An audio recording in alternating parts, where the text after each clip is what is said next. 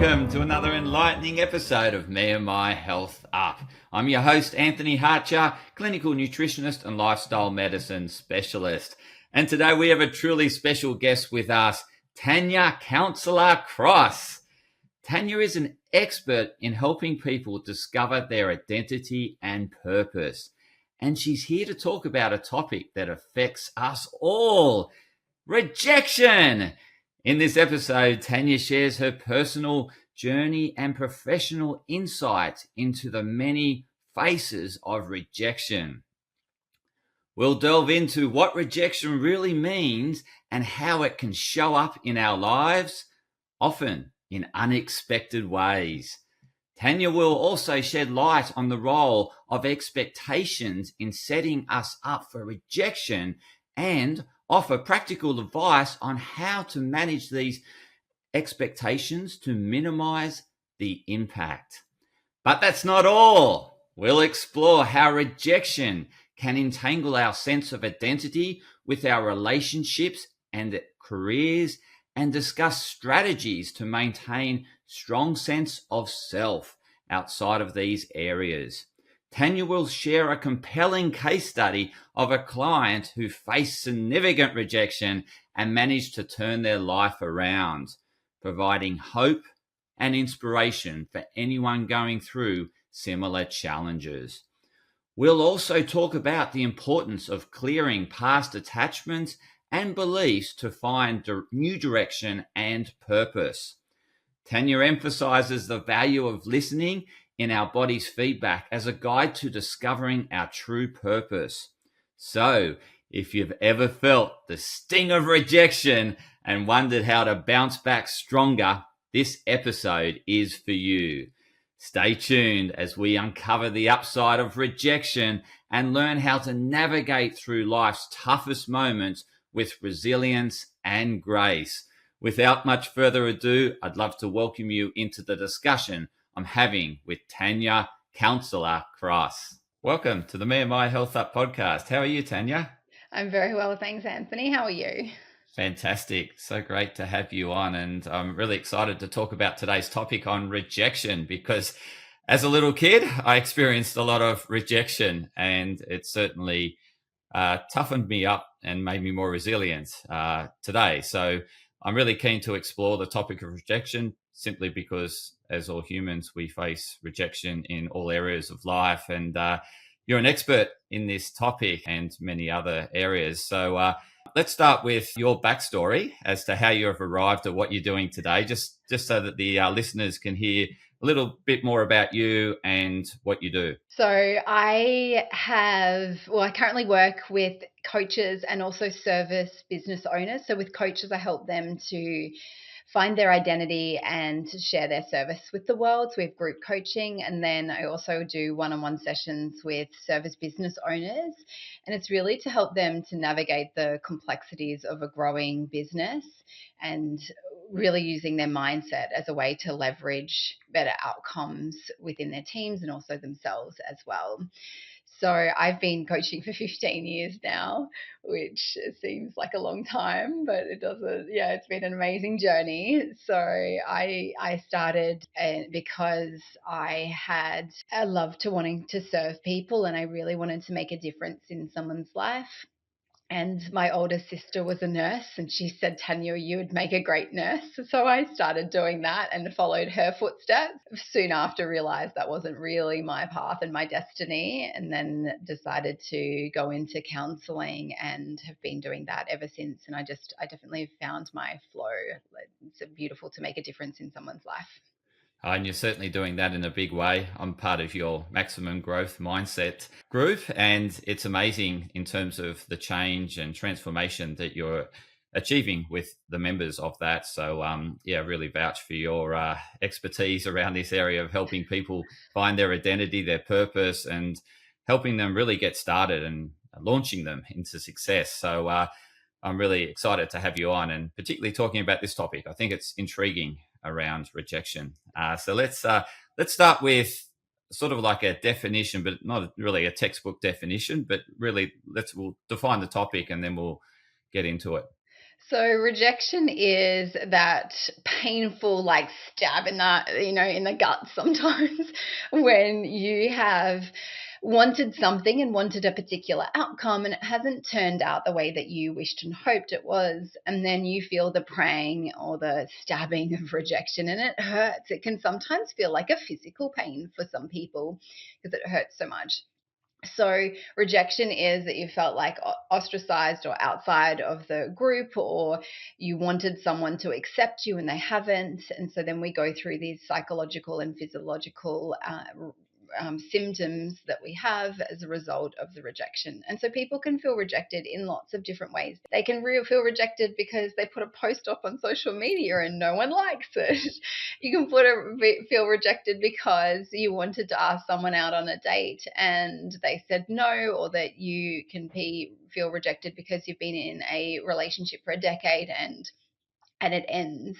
So we can feel rejected because a client says no, or they don't want to continue. So rejection comes in lots of different shapes and forms these days.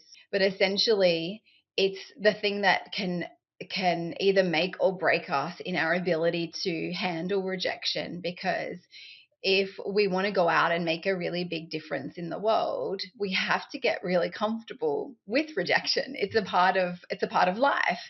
But we can sometimes be more prone to liking and drawn to acceptance and wanting people to like us and wanting approval and wanting to be accepted.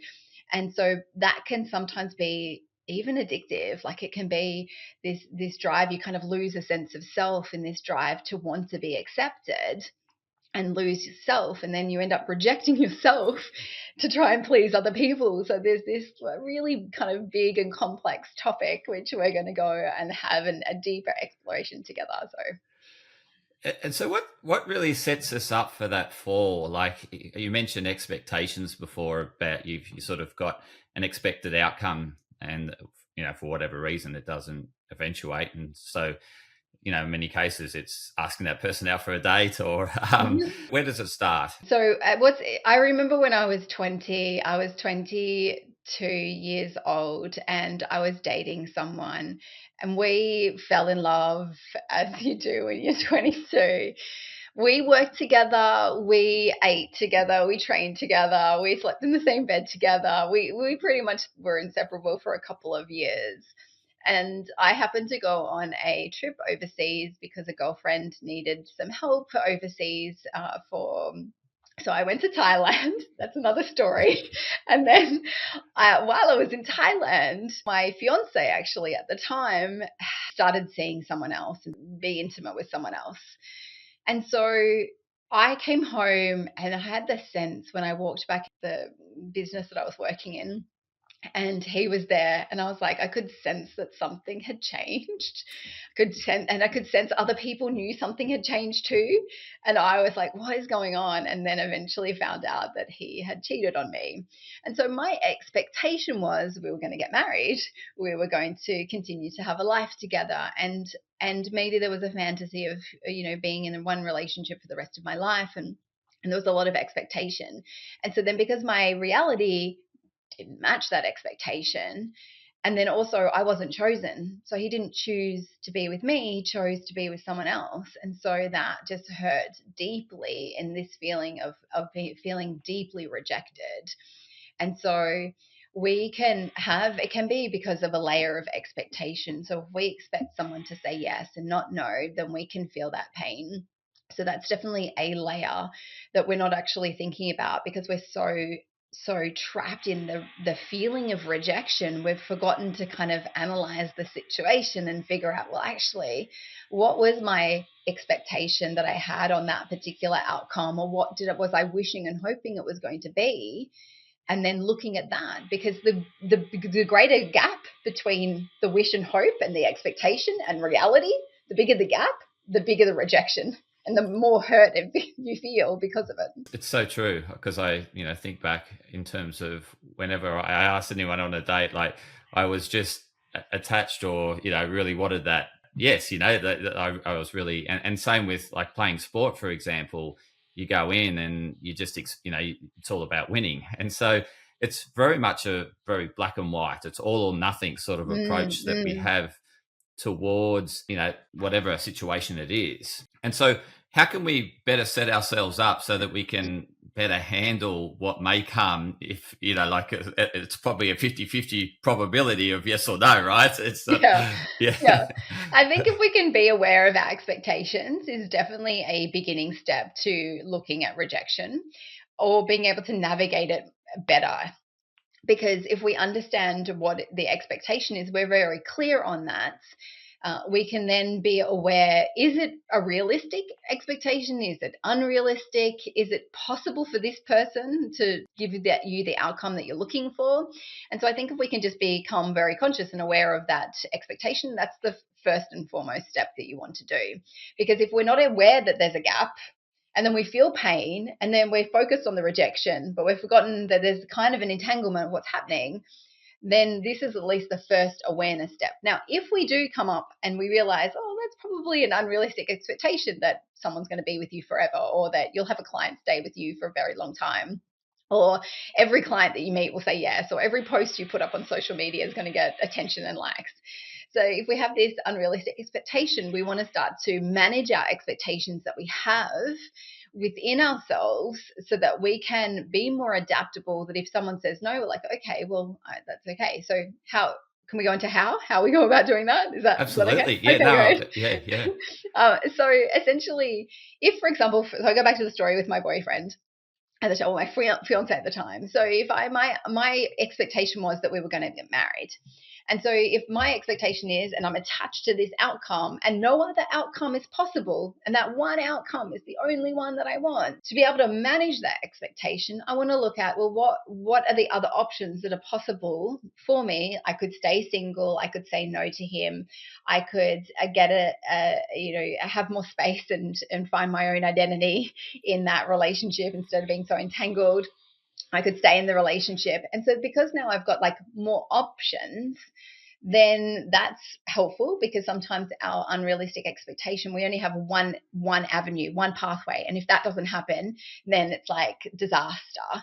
And so because there's more options, and then I can get comfortable with each of those options, like what's the upside of doing the other options, then I can be more flexible and have more freedom within that if it doesn't go the way that I wished and hoped it would go. So that's definitely one way that we can just start to strategize and look at potential other options that can help to mitigate our expectation.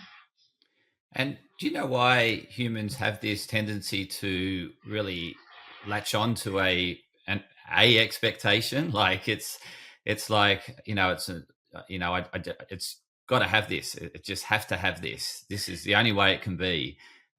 I think, it's a multi-layered question. So I think part of it's brain chemistry that we have a dopamine hit, or we feel good in certain circumstances with a future imagined self. And so because we're thinking about that future imagined self, we can get really attached to it. That's definitely one layer. Another could be that there are particular outcomes that we're looking for because it gives us significance. We feel accepted. We feel like we belong. We feel maybe a better sense of self with that particular outcome. Because for some people, if we look at single versus coupled, some people are like, I'm better being coupled, because my life feels better. I feel like I belong. I feel like I've got more security. I feel like I have a more sense of self in that outcome. But if I was alone, that's more like there's something wrong with you, that you feel more broken, that you're kind of missing out on opportunities. There's less safety and security that you have. And so there can be composed ideals and ideas that you have on a particular outcome. And so that's why you become more attached to that than another. It's almost like your sense of self or your identity is more wrapped up in the attachment to the outcome that you're looking for.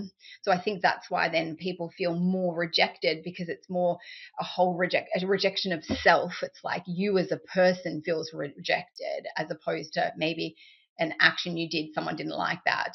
Or in my case, back when I was 22, someone else just had a better offer for my boyfriend, my fiance at the time, a better offer. Yeah. So because you shared that great way in which, in order to be proactive and to help prevent the severity of the fall in terms of looking at options and looking at the upside of the option, if you haven't done that proactive work and all of a sudden you find yourself in this space of rejection and you're feeling really down and out, what's some way in which people can dig their way out of feeling so down and feeling so rejected? Well, so then anytime we feel down and depressed because of something that's happened, some kind of challenge or rejection that we're feeling, we're not seeing the upside of the experience that you're having. So everyone's heard about post-traumatic stress, and we also have post-traumatic growth. So they've done lots of studies on this. You can read about it in psychology, where what happens is when we have a traumatic experience that happens in our life, that we can either have stress that happens in our body and our mind, and we can be maladaptive to that experience and to life again. And it can take some time to regain your centeredness again. And then we can also have post-traumatic growth, which means that after something happens in a traumatic event that we've perceived, that there's some blessings that have come out of it and some upside that come out of it. So if I go back to the experience I had with my cheating, after that, I booked a round the world ticket. I traveled the world. I got to have an amazing experience. I went to Everest. I went to Hollywood, because that, what you do when you're young. I went to Nepal. I had like such an amazing experience in India. Like the richness of my life expanded rapidly in that period of time, because I was open to the entire world, because my boyfriend at the time was, I don't know why I keep on calling my boyfriend, but whatever. The guy I was seeing, he was my world. And then the benefit and the upside was that ended, but then I got to go and see the entire world. And I literally went around, I got an around the world ticket. And so I got to see such a richness of the experience. And so if we only see an experience that we label as negative and down and depressing, we're going to feel hurt and rejected. And then we don't want to put ourselves into another position again in the future, because we're like, oh, that last time that hurt so much. Now I don't want to do that again. And so you don't even put yourself out there to have, say, a relationship or ask a client for money or to put another post up, because you're like, oh, but that was so painful before. So if we're not working through the pains of the past, we project that onto the future. And then we sometimes stall or don't take action because of it. So if we're able to take whatever we perceive to be negative and challenging, if we're able to take that moment and we'll ask ourselves, and this isn't positive psychology, by the way, this isn't to kind of flip it and say there's only an upside to it, but it's to ask, whatever happened, someone said no, someone chooses not to be with you, a client walks away and goes with another coach, like what's the benefit of that? Benefit. And you're going to rewire your thinking to be able to see the upside of it. So instead of having to wait for time to pass and be a passenger in time and wait for that moment that happens like 5 years later, when you look back at that moment, you're like, oh, now I see it was so grateful because it's made me who I am today. We actually want to be proactive with the questions we ask, because it's the quality of our questions that we ask and the quality of answers that we provide that are going to shift and change our life and our perspective of life. So if we're able to then go into the moment that we perceived at that time painful and we find the blessings, what we'll find is we'll subside in the pain that we feel. You'll actually feel lighter. You'll feel more open. You'll feel that there's a greater implicate order to the things that have happened for you and in that moment. And you do that enough times, benefit, what you'll see is, and it seems a bit ridiculous, you have to ask the same question multiple times, but because sometimes the more charged you are, the more you have to ask that one question, what's the benefit? And you have to ask a number of times till it evenly gets in this, benefits to drawbacks are equal. So you keep on asking, and then you're like, feel lighter. You're like, actually, you know what? It wasn't so bad. It wasn't so good either. It was actually just perfect in the moment, and it freed me to do X, Y, Z. And then in that moment, then you actually get freed from rejection. Rejection doesn't have a hold on you, because rejection is how you feel. It's your perception. You created it. So therefore you can ask questions to uncreate it or not feel that way anymore. You've raised a number of really interesting points, and one in particular around that entanglement, that attachment to the outcome, and how that sets us up ultimately for if we don't get the outcome we want, we feel really dejected. And so there's that, and how you shared in terms of your story, how you were very entangled in that relationship and your identity was tied up in that relationship. But then afterwards, you went on the holiday and you had this immense sense of freedom and just traveling the world. So, how can we go through life and remain sort of that detached and not dependent, or that total entanglement with someone or something? So have you got some tips there? Yeah. Because yeah. For sure. So I love the analogy where we have two circles and they kind of display, say, two relationships. And this can be any relationship, your family, intimate partner, even children, your parental relationships. So we essentially have two people, so you and that other individual. And so when we become codependent, or we become very enmeshed in our experience with someone, we almost like merge our two circles so they're completely over each other. So you no longer can even tell the difference between, like, you dress the same, speak the same, you do the same activities, your values are the same. You almost, like, your thoughts, you kind of don't really notice the difference between, there's not much difference between the two people. And you might have seen couples like this, or you can even have family members like this as well. And so there's not a lot of difference. And so this is, and because if you're in that situation, you'll get internal feedback to let you know that you're not being yourself. You're actually losing your sense of self, which is essentially rejecting who you are because you want to fit in with who they are. And so what happens then, what we want to be able to do is kind of merge them a little bit more separate. So there's things that are different between each individual, and that you also share a common value set, or common things that you like, or common traits that kind of you bond over. And so there's some level of commonality, but there's still differences, because the differences is what makes our relationships unique and spicy, and it gives you a different flavor of life. But too much difference, you're like, who are you? And we don't even connect. Like, they could be Mars and Venus, and you're like, I can't even understand, like, I don't even connect with you. So we don't want so much distance, and we don't want so much entanglement or enmeshment. We want this kind of healthy balance. I think sometimes we can maybe, I think in relationships, it's like this coming and going, weaving in and weaving out, dynamic. And we're trying to find a balance in there. I don't think there's ever a relationship that's solid in that little, like, connection and then difference. I think we kind of like weave in and out of that in our relationship. Sometimes we go too far and we've got to reconnect again. Sometimes we're too connected, we've got to go apart to create some independence.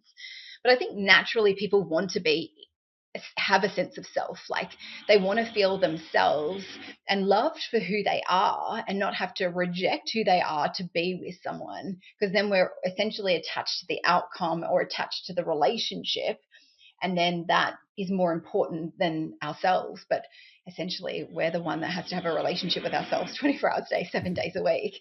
So we want to be able to cultivate that relationship first.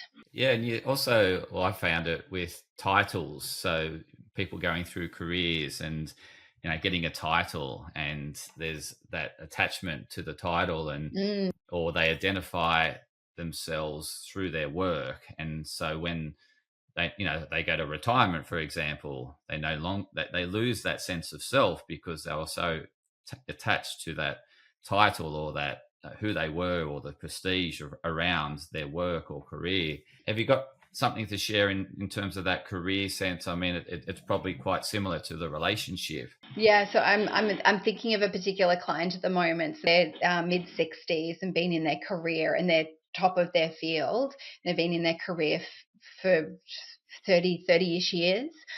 And so they've just retired actually on Friday. They had that massive 250 people there party, huge. So I know that in about 2 months' time, I'm going to be like getting a phone call. Okay, Tanya, I'm ready to come back again. And because I normally work with people who are in the thick of, like, their career, but now he's going to have an identity crisis, because what happens is when we over-identify with work and we attach ourselves to our position or our title or our job or our business, if we took that away and then you have to ask, I've got no idea who I am, then that's a problem, because essentially we have lots of facets of life. We have our spiritual life, our mental life, vocational, financial, family, social, physical. Like, there's lots of areas of life that we want to nurture. And we've put a lot of emphasis into work or money. Some people do the same thing. I had someone who had money and they had a $10 million company that just went bust overnight. They lost, a lot of contacts and relationships as a result of that as well. And so when we over identify with a particular area of life, if that's taken away and we lose a sense of self, we then have to regain and almost rebuild ourselves again.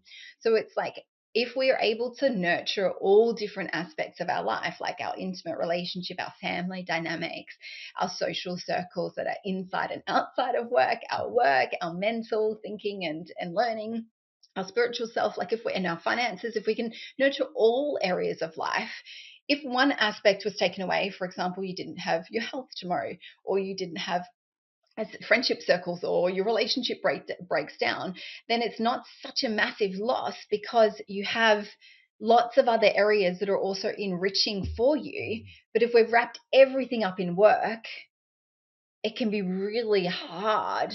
It's kind of a painful journey in rediscovering, because you're like, I don't even know what I like outside of work. Like, what do I even like to do? What do people do when they're not working? Like, there's all these questions. So I think it's just having this like kind of curiosity to discover who you are outside of work, because I really truly believe like work is important. And I know for like, I put my hand up for it. I work a lot. I love what I do. I feel like I'm making a difference to humanity. I can make a difference to someone's life. I love it. But then it's not the be all and end all either. It's like, it's okay. And that work you can still be successful. Because if we have like attached our identity, say, to being significant in work, or to be important, or to feel that people that you, I don't know, even making a difference, if we're kind of really attached to those outcomes, then we're also thinking that you can't make an outcome, or you can't make those outcomes in your everyday life as well, or with your family. You can. It's just doing it on a bigger, larger scale isn't better, or doing it with your family isn't better or worse either. It's just being able to love and appreciate the different forms that your purpose might show up in. But it's ultimately being able to nurture, essentially, it's being able to nurture lots of different areas of your life.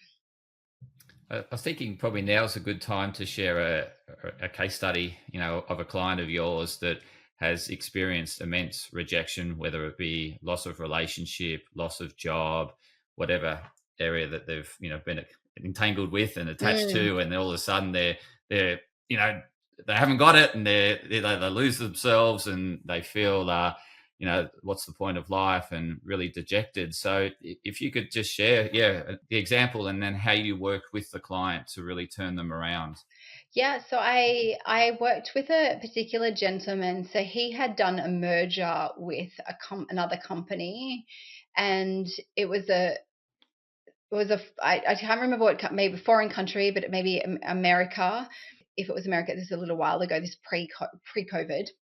And so he did a merger with them, and the merger didn't go very well. So he ended up losing a significant amount of money, and to the point that he had to end up exiting out of the company.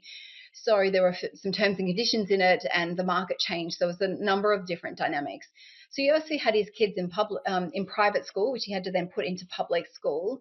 They had the house that they had to sell. Then he no longer had his purpose, because he couldn't work in that. He had an agreement. The part of the agreement was he couldn't create another company in the same industry. So he was pretty much, his career, his old industry, as well as his family and the prestige of what money had, and all of that was lost. But it took a little while. So it slowly happened over maybe about 12 months, but he just wasn't seeing the signs.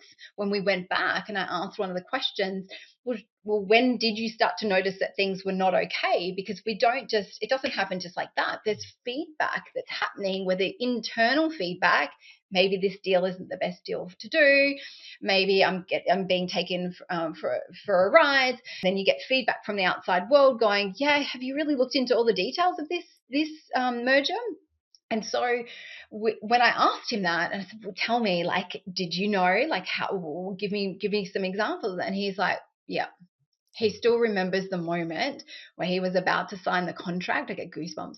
Where he's about to sign the contract, and in his head, he's like, no, this isn't going to work. But he was so attached to the money, like so attached to the money and what was the potential, that he like overreared his internal feedback to actually go after the money.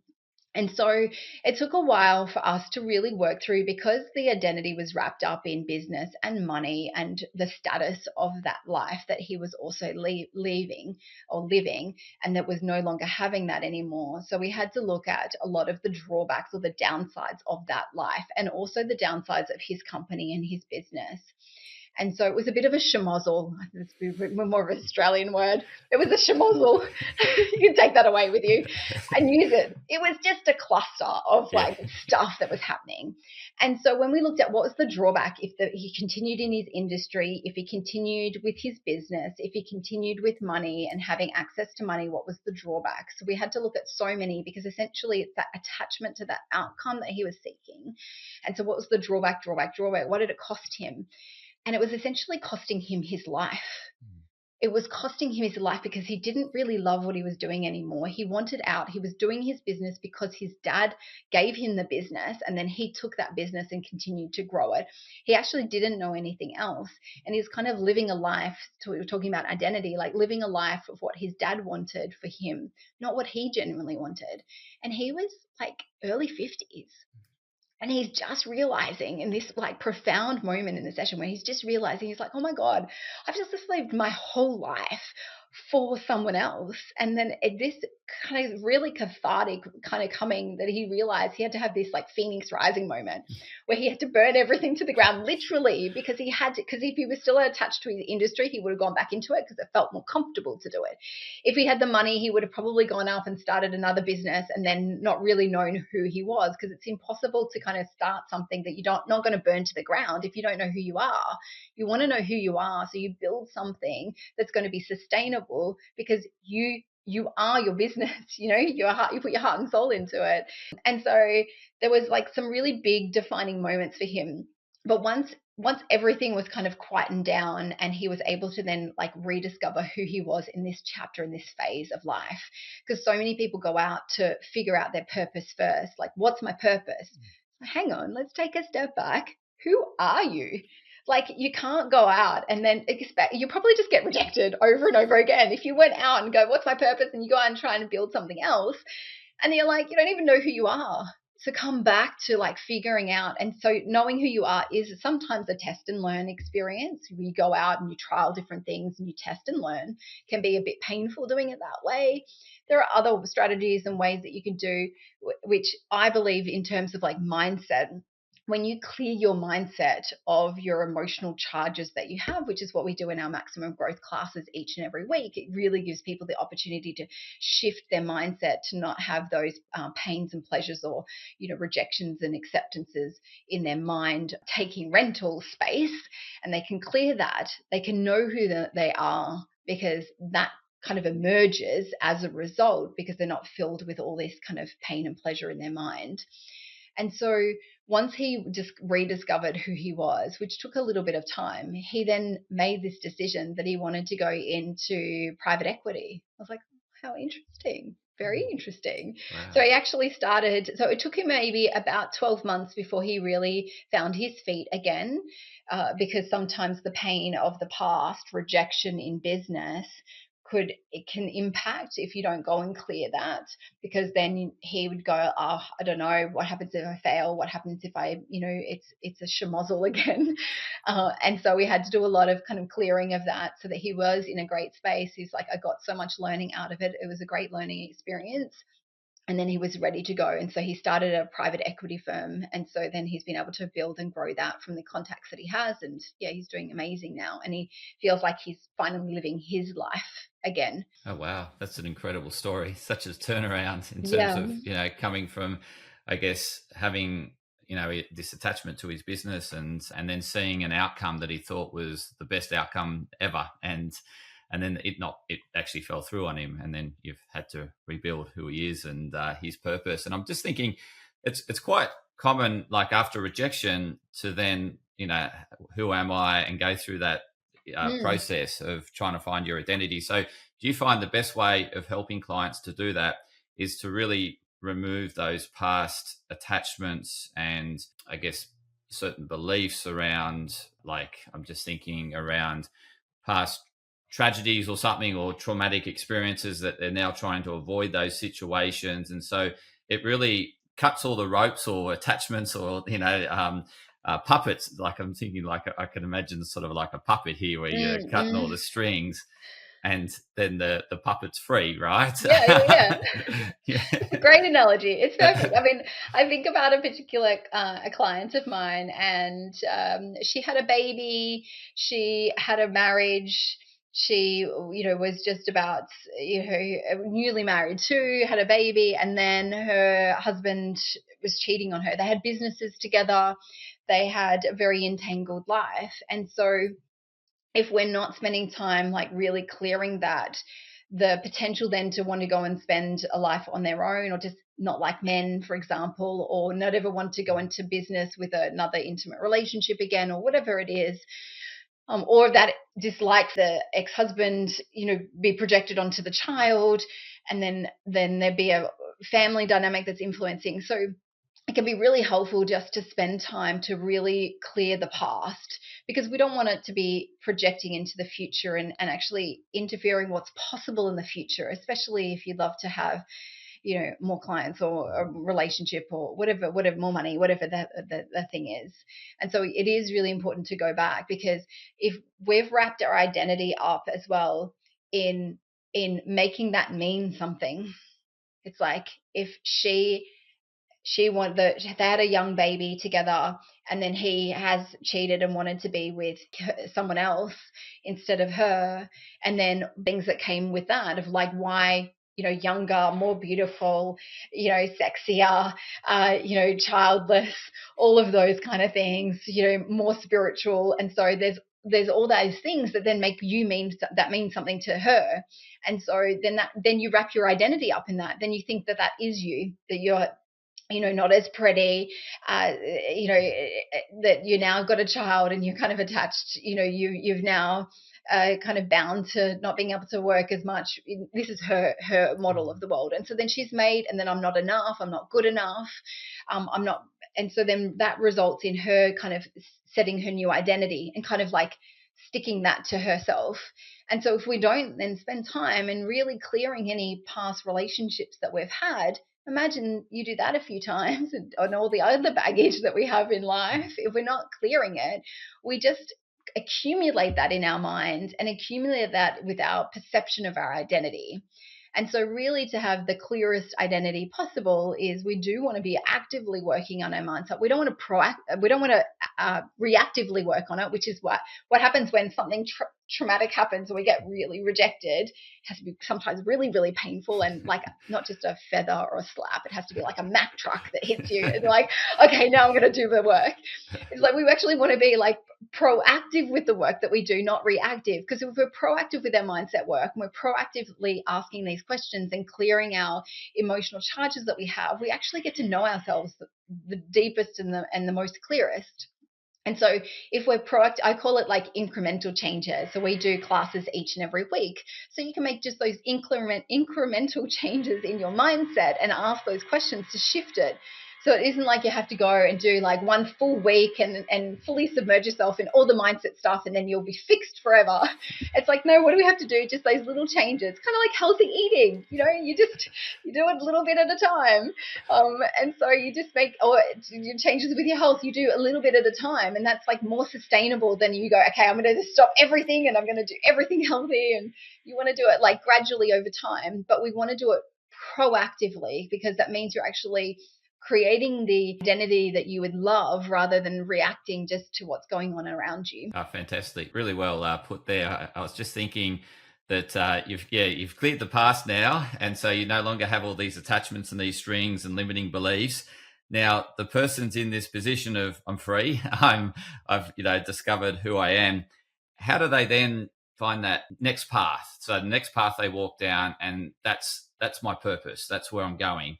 How do you help clients get that direction? So if we link it to rejection, so we can have rejection of self, And we can go through these moments that sometimes we're trying to conform too much to the outside world and we reject self. And then we go, okay, hang on, I want to accept myself and reject, like I want to have a bit more balance there and be more okay with accepting and rejecting the people around.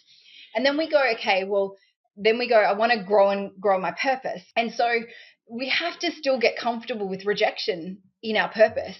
Like, to be purposeful, you're going to get rejected along the way. But if it's not purposeful and you get rejected and that's not your path, what happens? You go back and you recalibrate and say, hang on, what's really important to me? Is that really what I want to do? And if it wasn't what you wanted to do, you're like, I want to do this instead. But if you're on the path, and you know, this is, I call it the, like in our mindset and in our group coaching we do for coaches, I call it like being in your you know, the highway you're meant to be on, coaching, for example, and you're like, you know what lane you want to do? Like, I do service business owners. So I know my lane. I know if I have a passenger in the car who's the service business owner, I can chat to them and I know how to kind of connect in with them. And so I'm working. And so I know that. And so, but when we're on that, we're in the highway or the lane, we can have challenges that happen or rejections that happen, but we're still willing to keep on moving forward on the highway. The highway might just push us into a different lane, but we know that we're actually steady and we keep on moving forward. But if we're not going the path that we actually want to, as soon as we get rejection, it'll actually help us to reassess, hang on, is this really truly what I want? So rejection is actually really an amazing opportunity to really kind of get clear with who you are and what you truly want. And so, but when we are in that direction, we can take on that rejection and we're like, oh, that's okay, I can still keep on going. So for example, if you love being a coach and you get rejected for a client, you're like, okay, next one, who else can I serve? Who else can I help? And so we get really, really comfortable with that. And so we're more willing to embrace the challenges or the rejection in the pathway to something that's purposeful. So in terms of how I usually work with someone when I want them to figure out, well, what is my purpose? Like, you know, I'm having an existential crisis because I'm being rejected at work, or I've been made retrenched, or something's happened and I'm having this crisis. Like, who am I? I think your body is the best barometer for your feedback to what is purposeful. Because let's say, for example, we use the coffee shop analogy. Mm-hmm.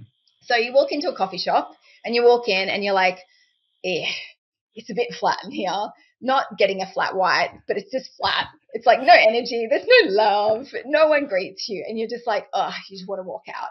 And then you walk into another cafe and it is hustle and bustle and it's just like there's so much energy around it and you love having your coffee. You get it and it's got like a little teddy bear picture on it and you're like, this person loves their coffee making. You can just tell. And then you drink it, it's a beautiful experience. You want to invite your friends there. And so there's a vibe. So our body also gives us a vibe when we're doing things that are uninspiring. We'll feel flat, we'll feel despondent, we'll feel like zapped of energy. And then we'll do other things in our life that promote energy inside of us, or give us energy, or make us inspired. And we can feel that actually running through our body. So I call this the post-it note exercise. Highly recommend it. So post-it note, I think that's a global term for a sticky note. Same.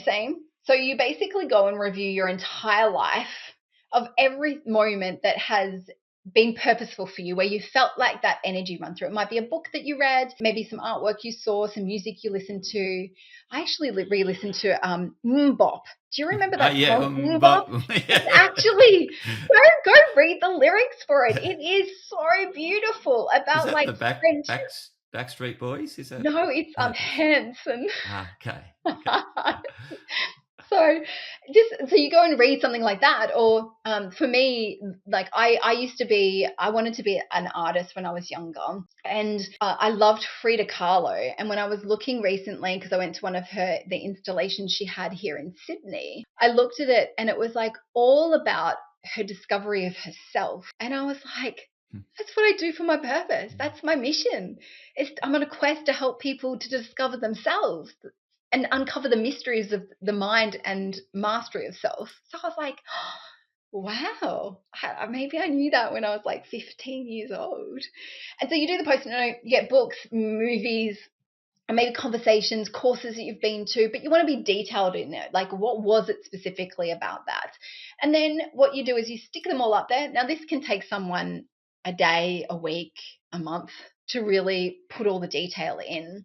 And you go across your entire life. So from early as you can remember until today, all that feedback, your body will know. Like I still remember coming out of Titanic and like Titanic, the movie, I was like 16 years old, came out and I was like speechless. I cried, but I was speechless. Like, how can there just be a love like that? Like just that bursting love. I was like, whoa, that was up there. And so we just have those. And then you take a step back and you look and you're like, hey, what is my body, my soul, if we're going to look at that, like what's my body and my soul telling me? And what we're going to be able to do is find like the thread. Everyone's going to be different. So I've had some people, it's like expression or connection. Some people are all about family. Some people are about health, for example, or like being able to discover themselves. That was mine. And so you'll have something common, and that's what you're looking for, because when you find that, you're then willing. Someone could come up to me and say, Tanya, I reject any idea you have that you can know yourself. And, the pathway is to know yourself, and your mind is, a big, like if you can master your mind, you can master yourself. And like, I reject that. I think your mind is ungoverned and out of control, and your emotions are what they are. You can't see a different perspective. It's a facade. I'll be like, okay, you do you, and you can reject my idea, but I know in my heart, like I could take the whole world to reject that. But I know in my heart that it feels true for me, and I will stand up against that. I will stand for that. And so we're willing to then go, when we find our purpose, we're willing to have the whole world reject us. We're willing to people to say, no, I don't agree with that, but we can stay true and steady within ourselves and believe it for us. And I think that's ultimately the path that we want to get on, because it means you can handle rejection with more ease, because you have something really purposeful that you're living for and that you're willing to stand up against or stand for. Well, amazing. It's sort of that embracing rejection and really, I guess, using that as your launch platform to take you forward. It's been wonderful insight that you shared today. I've learned a lot, and I'm sure the listeners have. How can the listeners best connect with you? So Facebook's a great way. We have a group which is called Students of Wisdom for Growth Mindset Coaches and Consultants. So jump onto that. You can also find me at tanyacross.com. You can send me a message. Facebook. And then if you're also interested in coming to do some of our mindset classes, Anthony, you're in with us, you can just check out maximumgrowth.co. Fantastic. And the listeners, I'll include those links in the show notes, so you can go directly to the show notes and click on the links and join Tanya's Facebook group, which I'm part of, and also her Maximum Growth Academy. So really really grateful that you were able to put aside the time and come on and really enlighten the listeners. So thank you so much, Tanya. Thanks, Anthony, for having me. You're welcome. And to the listeners, please reach out to Tanya if you're stuck or you're not knowing which direction to go in, not knowing where to turn. She is amazing. I've seen incredible transformations within people of the Maximum Growth Academy. So thoroughly embrace or I endorse Tanya's work. So reach out to her and join the community at no cost, and go along for a journey and find yourself, and also be able to embrace rejection and live a fulfilled life. So thank you again, Tanya, and thank you to the listeners.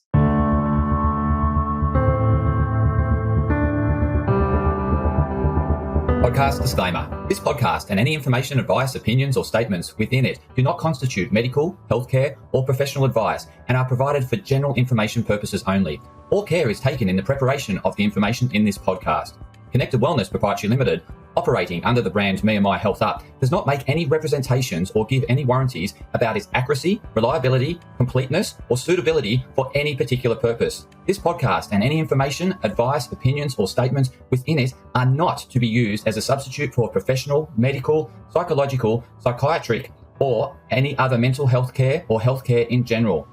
me&my Health Up recommends you seek the advice of a doctor or qualified health provider with any questions you may have regarding a medical condition. Inform your doctor of any changes that you may to your lifestyle and discuss these with your doctor.